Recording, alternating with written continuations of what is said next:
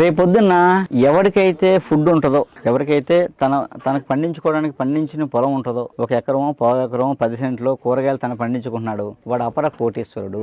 ఎవరికైతే మట్టిల్లు ఉంటుందో వాళ్ళు కుబేరులు కింద లెక్క. స్టేటస్ సింబల్, మట్టిల్లు ఉంటే స్టేటస్ సింబల్ రేపొద్దున. ఒకప్పుడు కూలివాడు కూలి పని చేసేవాళ్ళు తెల్లన్నం తినాలనుకోండి, అన్నం తినాలనుకోండి, వాళ్ళ సంవత్సరానికి ఒకసారే తెల్లన్నం తింటే వాళ్ళకి అసలు పండగ అనమాట అండి. తెల్లన్నం తింటే పండగ ఎవరికి? కూలి వాళ్ళకి. వీళ్ళు కొరలో జొన్నలో తినేవారు. ఆ వైట్ రైస్ తిన్నామంటే వాళ్ళకి పండగ అనమాట, దొరికితే. అంత అద్భుతంగా ఉండేది. ఈరోజు కొరలో జొన్నలు ఎవరు తింటున్నారండి? బండి రివర్స్.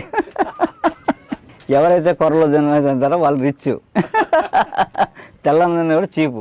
అలా పరిస్థితి దారుణం. అంటే వాస్తవం రేపొద్దున ఏం జరుగుద్ది అంటే, మనిషి ఆయుష్ 120 సంవత్సరాలు. 100 ఏళ్ళు దాటాక 120 మధ్యలో తిరుగుతూ సహజ మరణం పొందాలి. అది అసలు మనిషి యొక్క జీవితం.